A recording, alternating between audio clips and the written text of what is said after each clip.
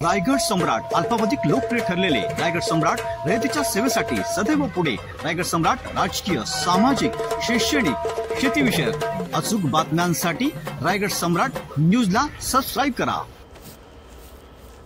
कामोट येथे आझाद कामगार सेनेच्या सफाई कामगारांची बैठक शुक्रवार दिनांक 20 डिसेंबर रोजी संपन्न झाली। या बैठकीत काल नुकत्याच झालेल्या MMRDAच्या रस्त्याची साफसफाई करताना एका कामगारावर लोखंडी वस्तू पडून जखमी झाला असल्याने महानगरपालिकेचे कामगारांनी MMRDA हद्दीतील रस्त्यांच्या साफसफाई न करण्याचा निर्णय घेतला असल्याने यावेळी कामगार संघटनेचे नेते महादेव वाघमारे, कामोट्याचे माजी नगरसेवक विकास घरत आदी मंडळ, शेकडो कामगार मंडळी त्याचबरोबर सर्व मंडळी उपस्थित राहून यापुढे महानगरपालिका हद्दीतील रस्त्यांचीच फक्त साफसफाई केली जाईल। MMRDAच्या हद्दीतील रस्त्यांची सफाई करणार नसल्याचे सफाई कामगारांनी व नेत्यांनी एकमताने निर्णय घेतल्याचे आझाद हिंद कामगार सेनेचे नेते महादेव वाघमारे व माजी नगरसेवक विकास घरत यांनी सांगितले।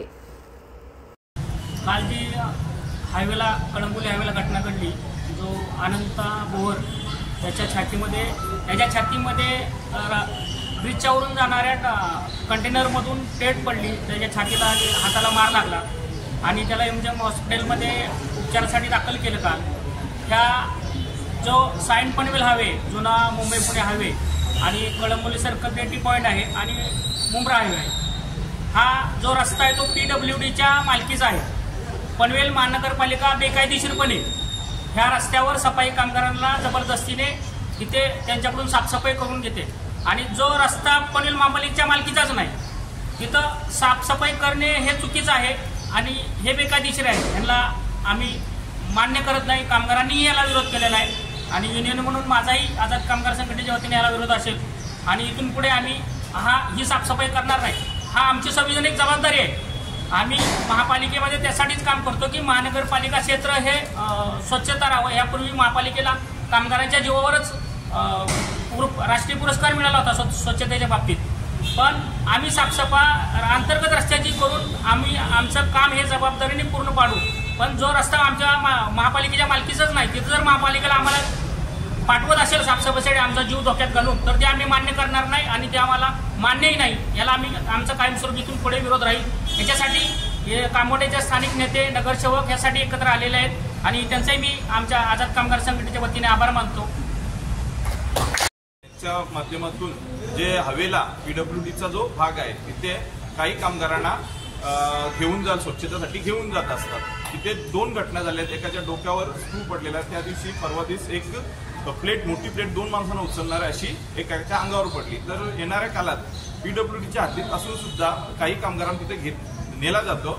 तर आज सर्व प्रतिनिधींना, इथचे स्थानिक कार्यकर्त्यांना बोलून एक मीटिंग आयोजित केली होती की जेणेकरून येणाऱ्या काळात याच PWDच्या किंवा त्या हवेच्या, मुंबई पुणे हवेच्या इथे आम्ही जाणार नाही। याचं कारण असं आहे की इथे कोणत्याही कामगाराला इन्शुरन्स नाहीये, कोणतीही सेफ्टी नाहीये, तिथे बॅरिकेड्स नाहीयेत, कोणते हेल्मेट्स नाहीत, कोणतीही सुविधा नसताना सुद्धा बळजबरीने काही अधिकारी त्यांना फोन करून तिथे पाठवलं जातो आणि स्वच्छता ही नक्कीच पनवेलसाठी केली पाहिजे आणि जे स्वच्छता दूत म्हणून आपण ज्यांना ओळखलेलं आहे ते स्वच्छता त्याच्या प्रभागात किंवा अंतर्गत रस्त्यांना स्वच्छता ही दिली पाहिजे। पण कोणत्याही सेफ्टी न देता, कोणत्याही त्यांना प्रोटेक्शन न देता वेळोवेळी JNPT हवे असेल किंवा मुंबई पुणे हवे असेल अशा ठिकाणी नेला जातो। उद्या कोणती दुर्घटनेत कोणाचा जीव गेला, कोणाचा हातपाय तुटला तर याची जबाबदारी कोण घेणार? प्रशासन घेणार?